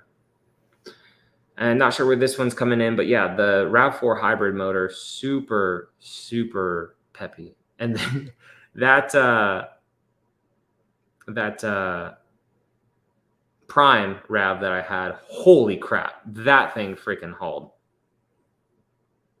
Really? So the 4.6 liter, and I didn't know this, Tundra, it is really underpowered and struggles with any modifications. I'm curious if that's why Toyota just kind of not axed it fast, But when the refresh, I feel in 2014 came for the Tundra, the 2.5 gen, as a lot of people call it. I don't remember a 4.6 being available, unless I'm completely wrong. I thought the 4.6 was done in like 2014 or 15, I want to say. That's crazy, though, because the 4.7 until 05, 06, when it was all VVTi, I think, you could slap a supercharger on it and everything. And I know that the 05, 06 4.7s, it was harder to get stuff out of than 04 and previous. Matt says, what's up, TRDJON? Quick question. You think it's a good time in the market to sell? I'm thinking about selling my 2021 TRD off-road premium. Want to get a 2022 TRD off-road premium lunar rock. Dude, depending on how many miles are on it, 100%. Go for it. Do it. As long as you get a good trade, as long as you get a good price. I don't know all the financials in your situation, credit score, and all that stuff, but I feel if you trade in that car right now, or at least talk to the dealership about it, you could get a 2022 for the same monthly payment, if not maybe a tad bit less, honestly, depending on what the dealership is going to do. And you guys heard it from Ryan. Going back to rubbing, right? Like slight rubbing with tires and stuff. It's like, I call it tickling. Jesus Christ. Any thoughts on the 4Runner Predator XP waiting for a Pro? I think I already answered that one. LOL Untamed. I know. Is my camera on? Yeah, I'm on. Not sure.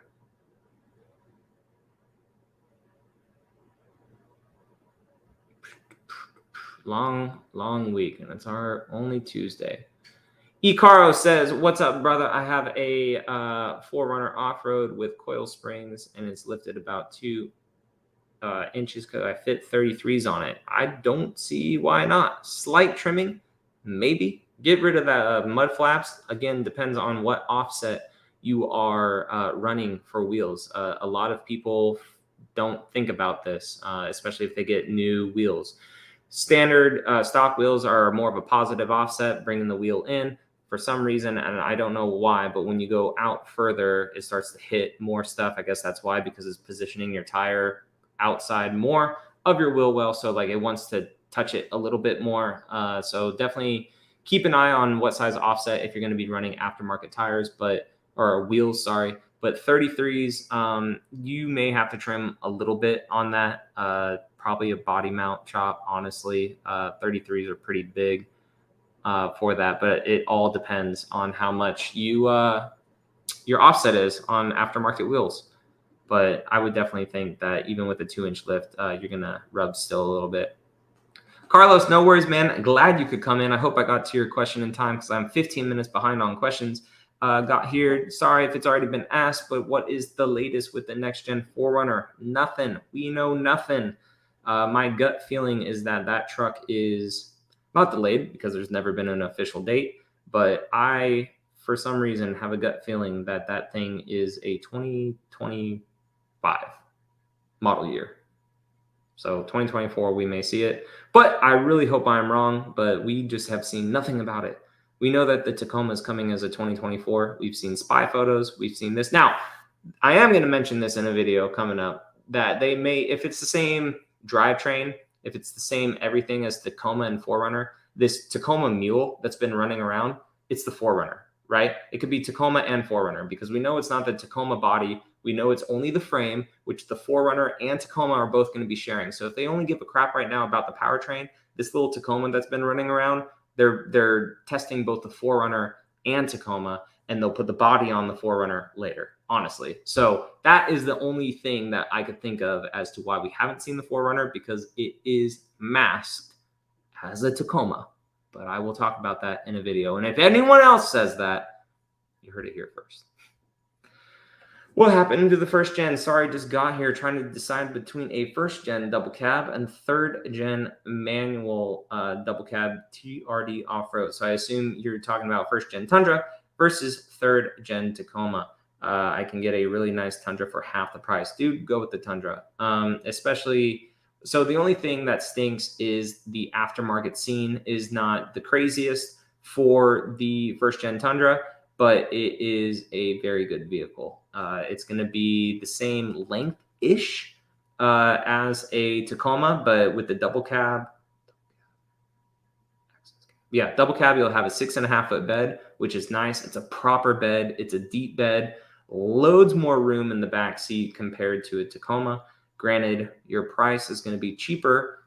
So just make sure that things like the timing belt have been done. The starter may have been replaced as well, because that's kind of a bitch and a half to get on that 4.7. You have to take off the whole intake manifold and stuff for the starter for that 4.7. So you may have some issues with the truck, right? But if it's significantly cheaper and you're not going to have a car payment, then if I had to pick between the two, which I was in the past, I picked the first gen Tundra. Didn't do so hot on the channel for content purposes. We used the crap out of it for house renovation stuff and everything. So I got use out of it. It did not see a lot of channel time, unfortunately.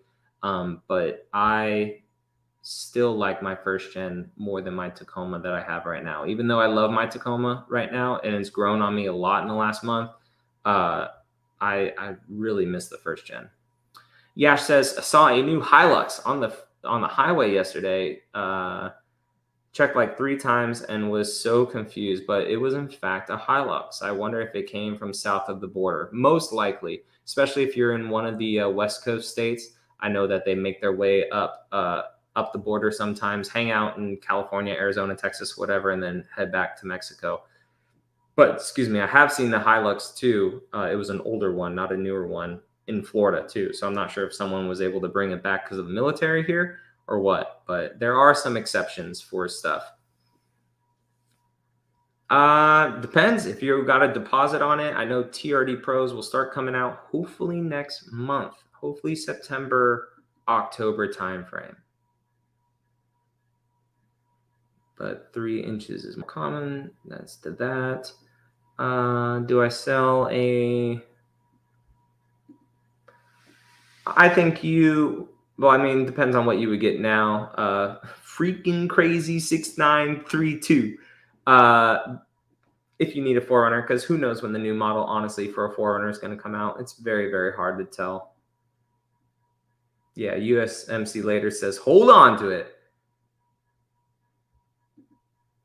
Seth says he owns a 4.6 Tundra. It does pretty well. Never had any problems with trailers, around 5,000 pounds. Loaded it once, 10,000. Holy crap. Yeah, BA muffler on those. They sound pretty good. I mean, I've only heard it on the 5.7, but always collecting content. Heck yeah. Do you think that the dealership will give a better price than other companies that buy vehicles for a 2020 Nightshade?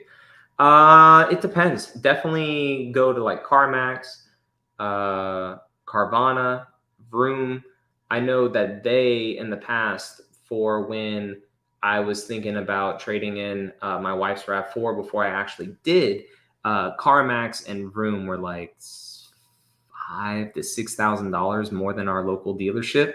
But then when I traded it into another dealership that's a little bit further from me, they gave me pretty much what Carfax or CarMax, Carvana, and Vroom were to pay in the first place. Now, there's one thing to keep in mind.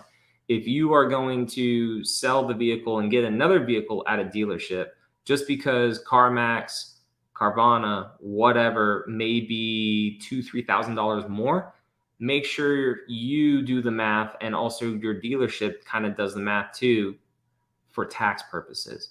Because sometimes if you trade in the vehicle and you buy a new vehicle from the same transaction, you get like a tax benefit. I don't know how all the legal stuff works, but it was actually more for us when we traded in the RAV than what Carvana offered us. So in total, with tax benefits and everything, it was almost like 40 grand, I think. Whereas Carvana at the time seemed like a bit more money, but after you equated taxes and everything into that, Carvana was actually a little bit worse of a deal. Hope that makes sense. Charlie, I like your blue eyes proper. I think you're welcome.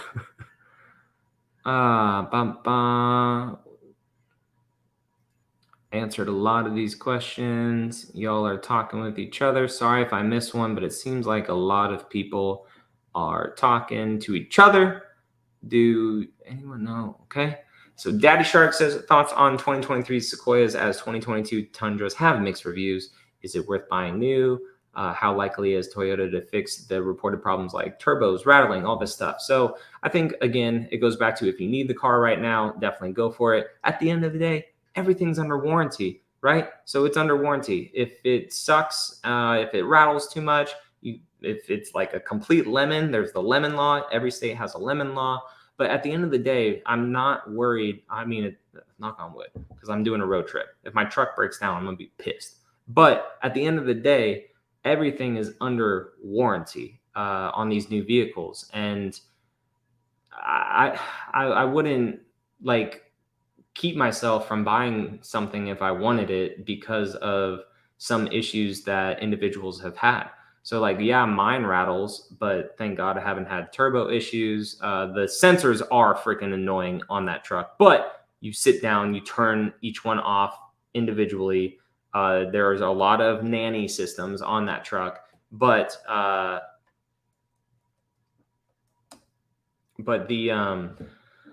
I would still pick one up. At the end of the day, like I said, it's under warranty. No real issues that are catastrophic with the truck yet. There are some issues, but yeah, I think the new Sequoia will hopefully be a little bit more put together than the Tundra was. At least the Sequoias that I drove as press vehicles, they seemed very solid, surprisingly. They seemed very, very solid.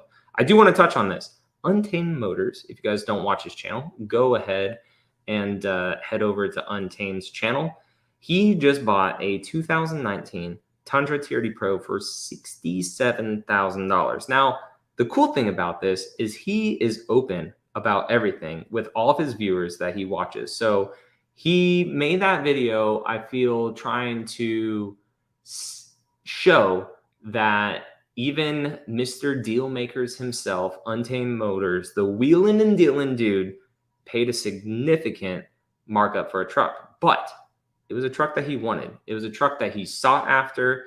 I don't know how many times he's wheeled and dealed and flipped to be able to afford this truck, to the point where, like, yeah, it's over MSRP, but I know that he would not do that if he didn't know that he was gonna get pretty much the same thing afterwards, if that makes sense. So he is always wheeling and dealing with out-of-state dealerships, all this stuff. And let me just tell you this.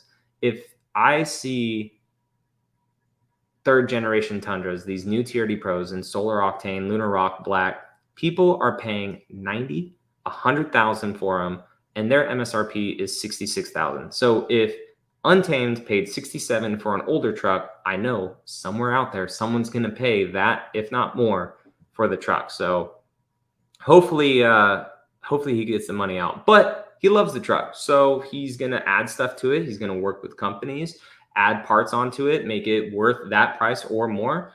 So yeah, we will see when he sells that truck how much he gets out of it, and then we will talk about that again. But yeah, I was pretty shocked that it was that much, especially for 2019. That's crazy. But he loves it. It says, I just picked up a set of Falcon Wild Peak 37s today. Have a 3.5 rough country lift. Have you ever driven the newer Tundra with 37s? I have not. Only with 35s. And honestly, my Tundra is unaffected, except for gas mileage, with 35. So I think 37s should be fine. All these dudes on Instagram that I talked to that had 35s and then they put 37s on their truck have felt no difference. So the new Tundra has loads of power, gops of power, 3.5 lift. Not sure if you already have that on it or not, but if you do everything at one time, you may feel a little bit of a difference, but it won't be that bad. Oh gosh. Don't stop the stream. A wife will make me do chores. All right, we'll go a little bit longer. And that was a few minutes ago, so hopefully we're okay. All right, I'm going to skip a few questions, guys, just to try to catch up because a lot of them are a little bit repetitive. So sorry if I don't get to your question.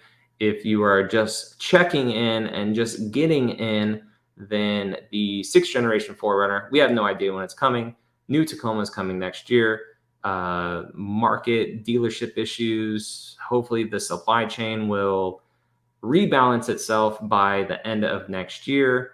The RAV4 Prime versus RAV4 Hybrid. The RAV4 Prime, man. If you could find a RAV4 Prime versus a hybrid, I would say it's worth it just because of how much power it has. But at the end of the day, if you're not plugging it in every single day and using it for its prime technology, then the hybrid is just as good, if not better, for actual MPG around town. Our old RAV, we got 43-ish miles per gallon on average for the life of that car. And the new RAV Prime is heavier, so it's going to get a little bit worse. But yeah, so not sure yet if we know much about the 6th Gen 4Runner. If you're in no rush, yep, keep your cars that you guys got right now. Okay, I think we're caught up. Oh man, I went through that.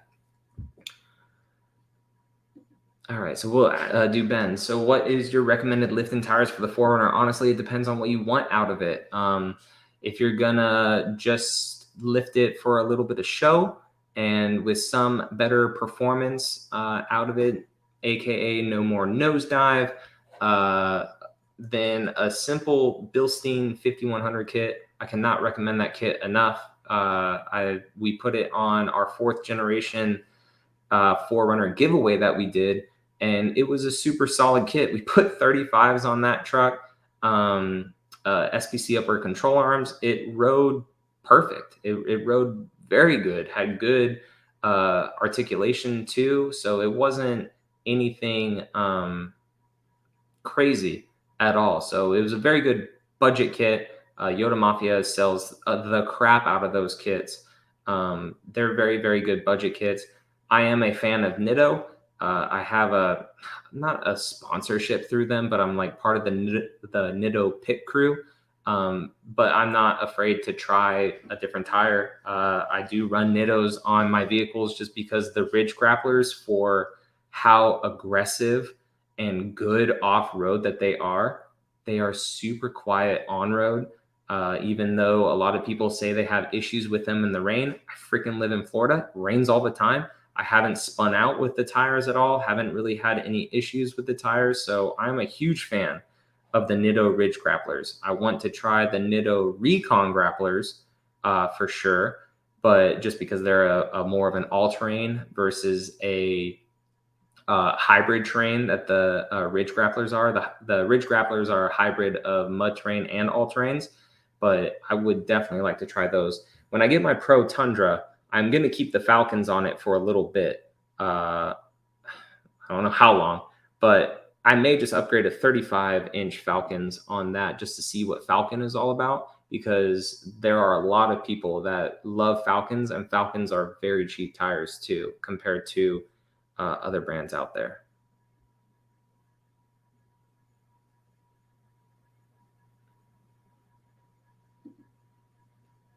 TRD Gator, man, so sorry I missed you at Yoda Summer Splash, dude. Apologize about that still. Love the content, man. Thanks for everything you do and always getting the info to us. Of course, of course, of course. Yeah, and then Ryan talking about there were a lot of questions on if people should get the new thing exactly when it comes out or not. Hold off and make decisions based on reports. Like if you just want to hold off and see what things are, then that's fine. But also, if we are still in a supply issued world when the newer things come out, like the new 4Runner and new Tacoma, just know if you don't have, I mean, you could put a deposit down and be the first in your line. And if it's not the truck that you want come in, just send it off to the next person and then still be first in line when the next truck comes and just kind of like be waiting for yours.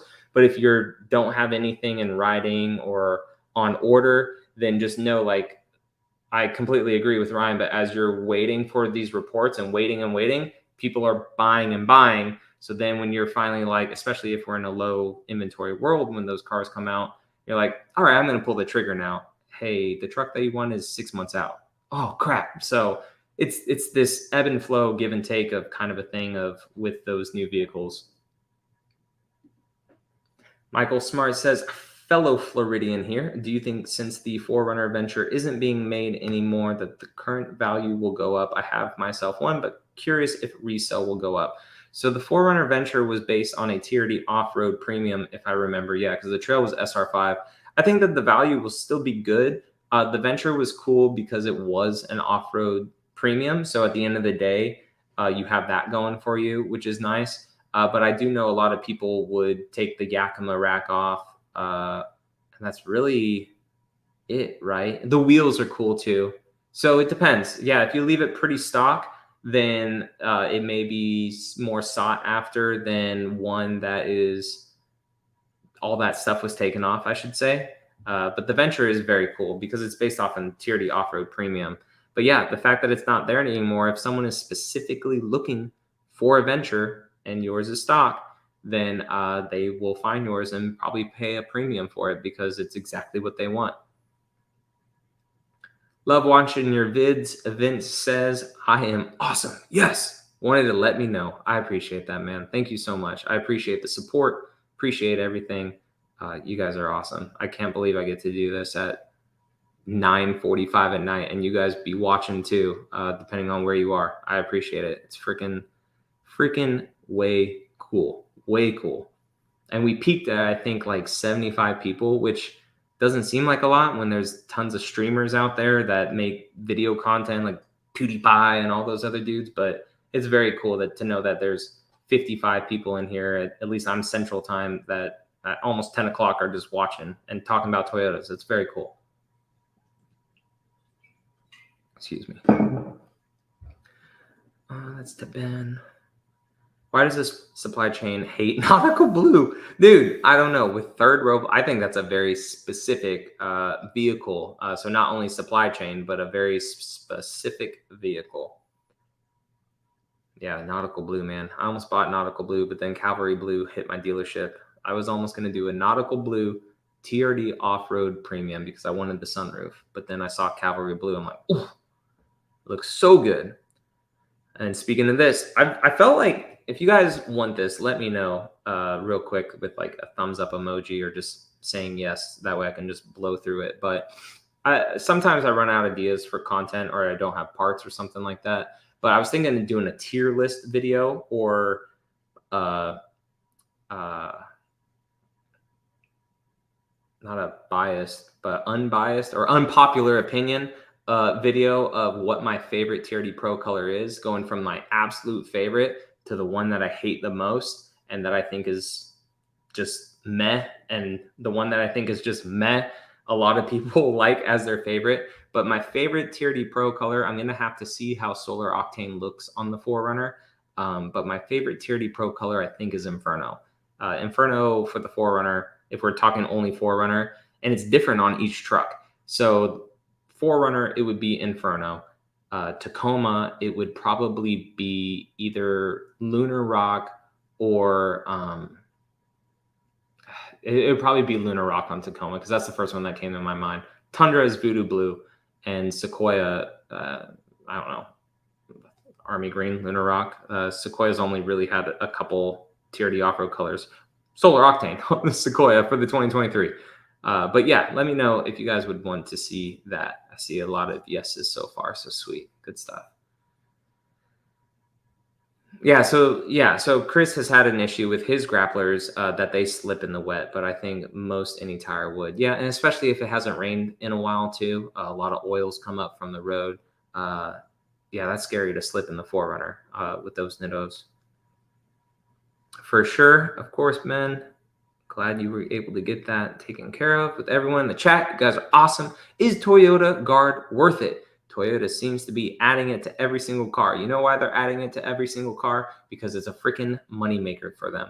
If you're talking Toyota Guard in the sense of like the protection and the spray film, all that stuff, it is not worth it at all, in my opinion, because most detailers at dealerships or at the port, when they half-ass that stuff, they potentially ruin the car. Or the film, you could get cheaper film done for more of the car and a better quality than the ugly little film that they just put on the hood. So I know dealerships will hate me for saying this because it makes them a lot of money, but Toyota Guard is not worth it, in my opinion. I tried to avoid that on my vehicles like the plague. Have I had any engine issues with my 2022 Tundra yet? Nope. Knock on wood. Not at all. Runs freaking stout. So good. So much power in that freaking truck. Can you tell the difference in quality between the new Tundra and Sequoia and older 4Runner and Tacoma models? So my 4Runner is a 2018, rock solid. No squeaks, rattles, anything in that truck. Super solid, like a freaking rock going down the road. Tacoma is very good as well. Tundra, at least mine, I know other people do not have this issue. Some people do. My Tundra rattles only the center console, and my door has a bit more wind noise. Again, I'm lifted on 35, so I kind of did that to myself, but it rattles in some spots that it shouldn't. And every single Sequoia that I test drove, every single Sequoia was pretty solid. Even the TRD Sport, which is based on an SR5, when I test drove that, and they were pre-production trucks, they all drove pretty good. West Coast says, hey, John, enjoy the channel. Everything is blacked out. The hood scoop, would this be hard mod and expensive things? No, you could get vinyl wrap for that, or if you have a wrap shop maybe to do that, I think that would be a pretty easy thing. I would say, depending on materials and stuff in certain shops, because wraps could be all over the place, right? But I would say under $200, $250. I know that there's some wrap companies like Taco Vinyl and stuff too that sell a wrap for your hood scoop, if that's what you're talking about, and they just ship it. It's already pre-cut and everything, and if you're good at applying a sticker, you can put that on your vehicle real quick. There's a lot of companies like that out there that make those for the Tacoma and 4Runner. Yeah, so love the 2021 Tundra, but the 6-speed trans is busy when hauling. So I am curious, because I haven't towed with my Tundra yet, how it will be, because the 10-speed, obviously 4 more gears, but just driving to Tampa with the truck and stuff, Nick, it did not want to hunt all over the place. If it did shift, it just barely shifted down, popped me up another 500 RPMs, and that was really it. Heck yeah, of course. You're welcome for all the videos. Do you think Nightshade will be more valuable later on? I do, especially for someone that does not want chrome later on in the future, because I feel that chrome is going to be something that really dates vehicles in the future as more and more manufacturers get on board with how just not that chrome's horrible, but it's just that, I don't know, it's going out of style. It is going out of style for a lot of people.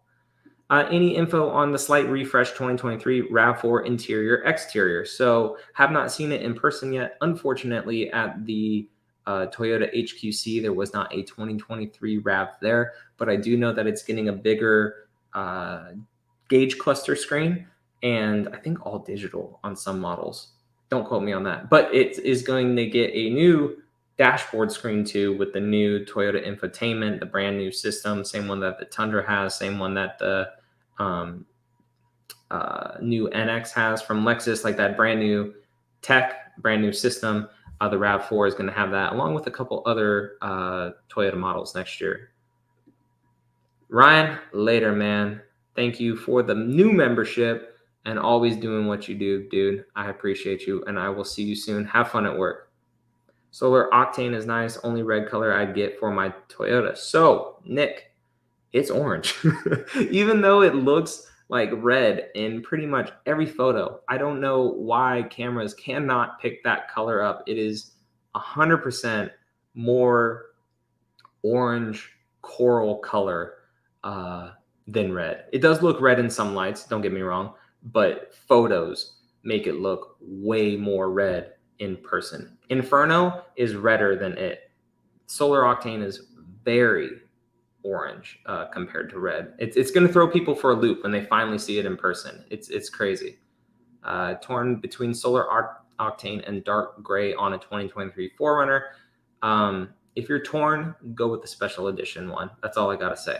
Unless you can find a good magnetic gray metallic at a good price, I would definitely, Vince, go for the special edition color, because 2023 may be the last year of the 4Runner 5th gen. So that one is going to be a very, very sought after.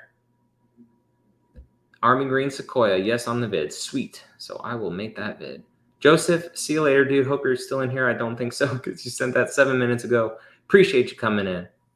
You must run Toyo tires if you drive a Toyota. So Toyo tires is like the premium. They fall under the same umbrella as Nitto, really, but they're more of, I guess, the premium brand. Just stumbled onto this. Greetings from Newfoundland. Thanks, Chris. What's up, man? How's it going? Welcome to the stream.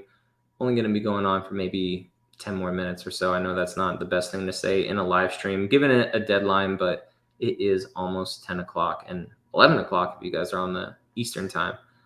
The 4Runner is literally made with quality. Surprised me as I came from a Grand Cherokee. Top luxury trim. Yeah, and that's what I'm talking about like earlier in this stream. I'm not sure when you came on, Yash, but the like Dodge, like seeing Dodge, like the new Ram interiors, absolutely insane. Looks so luxurious and stuff, but it's the quality at the end of the day, longevity of it and everything.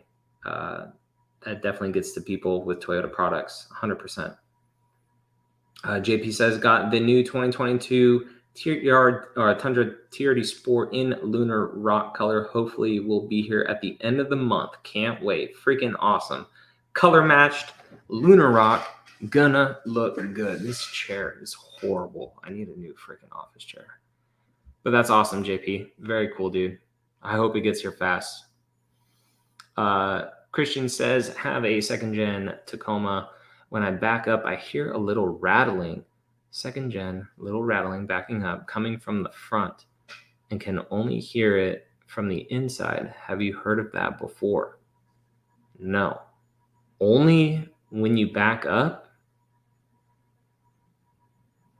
I mean, I know drive shafts move ways, right? So I just hope it's not like, if it was a carrier bearing, you would hear that too. But if it's coming from the front, I have no idea.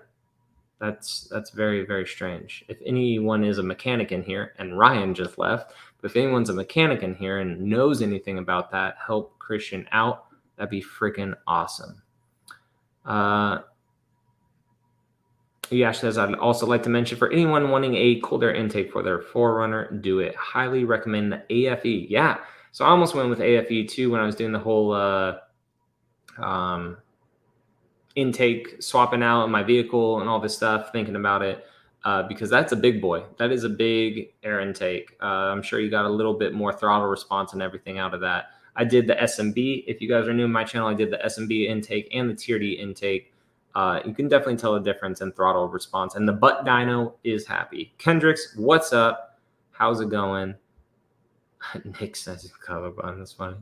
Any news on FJ Cruiser going EV? No, nothing yet. So Toyota did tease that little EV Cruiser thing. Not sure yet. There was a rumor a while ago with the Land Cruiser leaving that they're going to bring another type of cruiser back that was like a stripped down off-roader.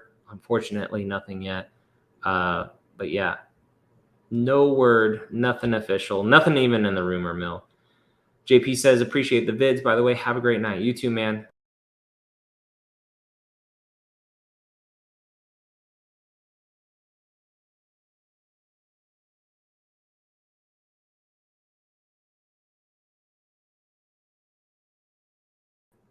Hello? All right. Oops. You too, man. Have a great night. Chris says, will there be a dealer installed roof rack for the Tundra like there is at the Tacoma? I don't think so, honestly. I mean, I feel like they would have done it already if there was something, but like the new Tundra up top, they don't even have like the channels and everything and like the little rubber things. And then there's nothing that's easily removable to like drill into. So I think everyone that's putting roof racks on their new Tundras, like the Princey racks that fit because they fit the old one, I think what they're doing is they're putting actual or like cutting into it and putting brackets and stuff from the bottom and just siliconing the crap out of it. So at least right now, Chris, I don't see that happening from Toyota. Yep. No, they definitely have. And supply chain issues have not helped or anything. And holy smokes, your 6.2 liter blew up at 10,000. That's insane. A lot of power in that truck, though, in that 6.2. But it sucks when you can't enjoy it past 10,000 miles. Holy crap. And then Nick also says the 2021 Tundra grips super hard on the driver rear tire. A lot of forums and Toyota mechanics say it's common. Yeah, I haven't heard of that. In 4-wheel high or 4-low. Yeah, not sure. So if anyone knows about that for Nick, and also the other question too, I believe it was from Christian for his Tacoma getting into reverse, and he hears a little bit of a rattle, let us know. But I am all caught up on the questions, guys. If you guys have any other quick ones, go ahead and fire them in. We'll get the last few questions in before I head off to bed. Or get more water first. I need more water. I think I'm under on protein tonight. I'm not sure yet. I need to check my Appy app, see where I am on protein. And Jason, last few questions, says he has a 2022 Tacoma Pro. Do you know if I put 285, 75, 16s, will I need a spacer to clear the upper control arms? I don't think you will. I don't think you should. That's only barely wider than the 265s that come on it. I would definitely check forums just to see if someone has put 285s on the stock truck, especially because if you have stock wheels too, they are a little bit more inboard. But the best thing, or the coolest thing about that, right, is if you do touch the upper control arm a little bit, you could do an inch spacer or maybe even a little smaller so it's not too crazy aggressive to bring the tire out. And then it would sit nice and flush too with your fender liner or your wheel well. It would sit nice too. So I would roll with it. Definitely check forums first, and worst case scenario, put a little spacer on it to clear the upper control arm, save up money, get an aftermarket upper control arm to where you can, really clear that. But the offset of the stock wheel is definitely going to be the culprit if you're going to be touching that upper control arm for sure. Nacho T4R, what up? How's it going? Welcome. Brian says, thank you for all the content and all the hard work you do, John. You're the best. Now, you guys are the freaking best for watching and supporting it, because if y'all didn't, who would I make the content for? So I appreciate it, guys. So that is the last comment I got. I will see if you guys are going to send any more in the next minute or so. And then, like I said, I'm going to check my app, see where I am on protein. Hopefully this audio was good for this one. Usually I just talk through my microphone and stuff on my little Apple headset, but oh my gosh, was this in view the whole time? Oh my gosh, what a freaking rookie. Jesus.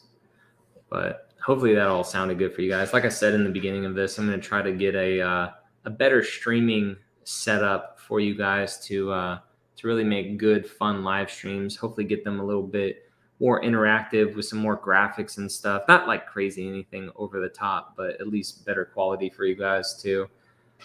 Christian says, thank you, John. Have a great night. You guys have a fantastic evening. I'm so sorry. I don't even want to say your name because I'm going to butcher it. You have a great night too. Thank you. Chauncey, I think. Great conversation tonight. You guys have a good night, man. I appreciate everyone that came in. Y'all are awesome. Have decent amount of videos. Hopefully the rain holds off to record coming this week. We got a SMB cold air intake for the Tacoma.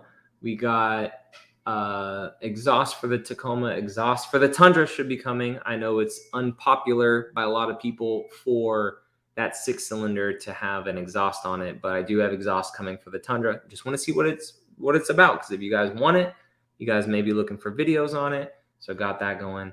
I'm gonna take off the front bumper finally of the Tundra, wrap that thing, put the Heretic lights on it, wrap the rear bumper, got the decked video coming for you guys too. A lot of stuff. And then we are going to the GR Corolla event, and I'm going to whip that car around the track and everything, and cannot wait to show that to you guys. And Gabriel with a last minute Hail Mary $5 dono. I appreciate it, Gabriel. Says, dang, dude, you're still on. I know. It's been 2 hours. It's crazy. Yes, I've done the starter on a 4.7 liter Land Cruiser, and it's a B. I love my dad's first gens, so I'll go that route. 100%, dude. Yeah, the starter, it's like, how do we engineer the best motor ever? Cool, this is the best motor ever, but we have to make it have one fault. Let's put the knock sensors and the starter under the intake manifold. Yeah, cool, that sounds good. We'll just put it there. Because the engine bay is so freaking big. They could have put that starter anywhere. I mean, I'm not an engineer, but to put it under the intake manifold, oh my God, it makes no freaking sense. Audio was good. Sweet. Appreciate it, Robin. Thank you, bro. And the Prepared Gardener says, great channel. Keep it up. Guys, I appreciate it. Gabriel for that 5. Dude, you didn't have to, man. Good luck with the first gen route. You'll love it. It's awesome. I appreciate all you guys, and I will catch you guys in the next upload. Thanks.